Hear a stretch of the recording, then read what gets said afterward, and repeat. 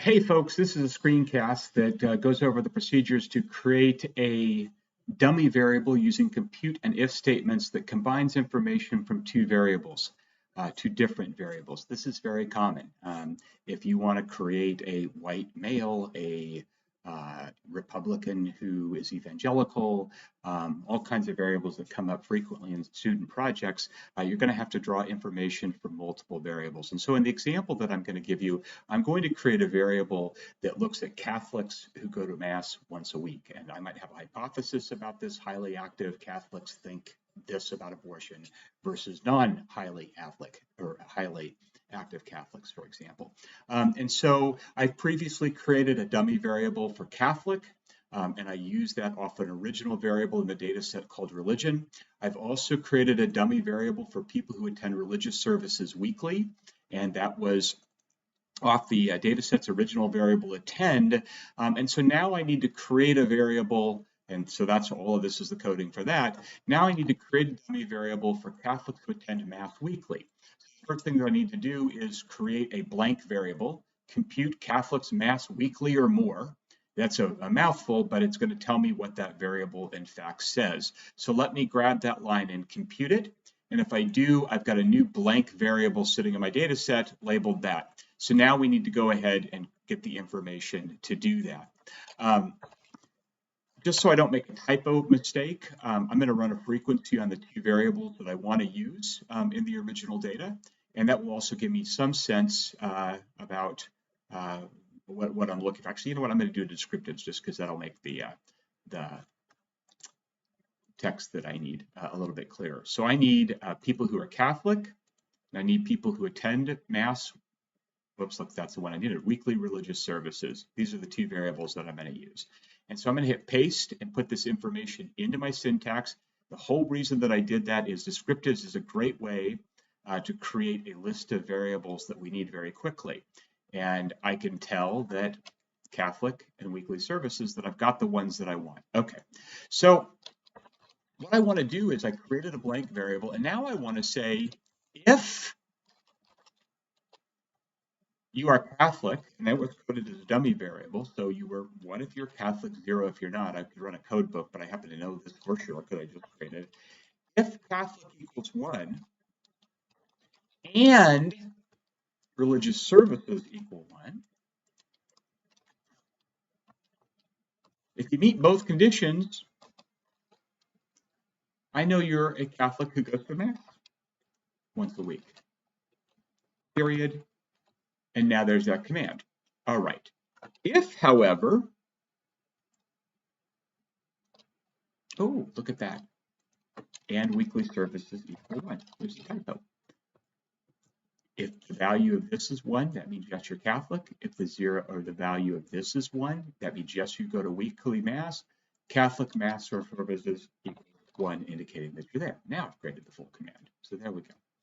And I'll put that, the missing then. I wish they had then in there. It would make it more logical, right?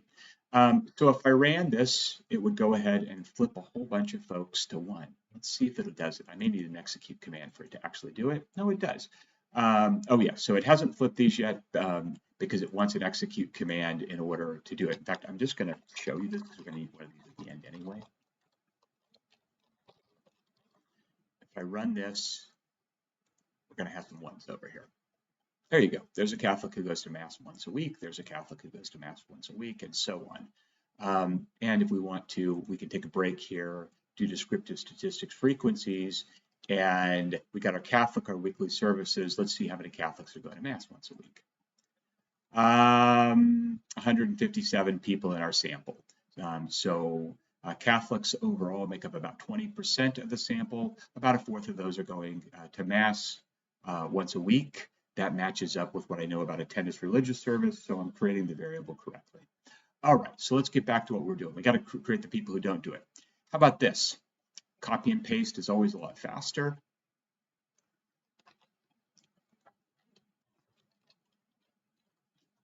How about if you're not equal to 1, notice that there are other numbers and logic I could do here, but this is really easy, right? So we could say if Catholic equals 0. Actually, maybe we'll do that. Catholic equals 0, and weekly service, or they're typos, right?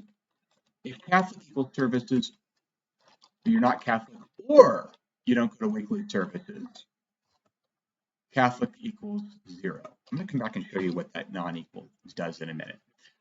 If you run this right here, what we said, your system missing based on your previous answers before, you're 1. If you were 0 on both of them, you're 0 on the new variable, and we run execute, we can create it. Notice because we created system missing first, everybody who doesn't fall into these categories are going to be system missing if they were system missing either on the religious variable or the weekly services. So I'm going to run this, all, recompute it, throw this away so you can't see what's going on. You're going to see we've created the new variable correctly. But then I'm going to show you another way that we could have done the same thing. So there we go. So our missing data, there were 34 people who either refused to answer one question or the other, is what this tells me. But there's another way that we could do this, which I oftentimes do, and it's to do this. I just want to show you that non-equal command is basically what this is getting for. Here we could say if Catholic is not equal to 0, or religious services is not equal to 0, Catholic mass or more equals 0. If we do this,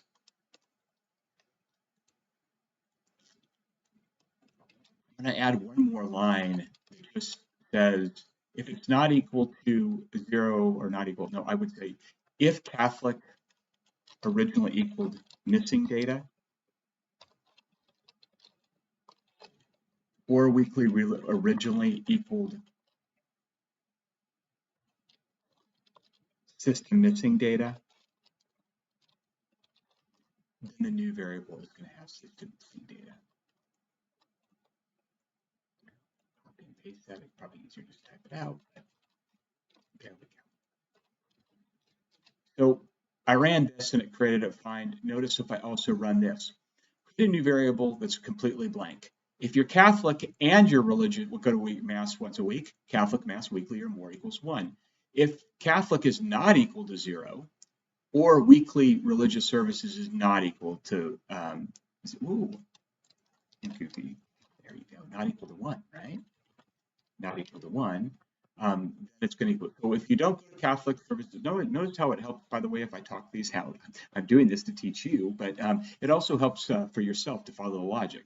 If Catholic is not equal to 1, or, put some space in there so I can see it, or weekly religious services is not equal to 1, then Catholic mass equals no. Then I got to make sure that I deal with the missing data on the original variables, which I did there.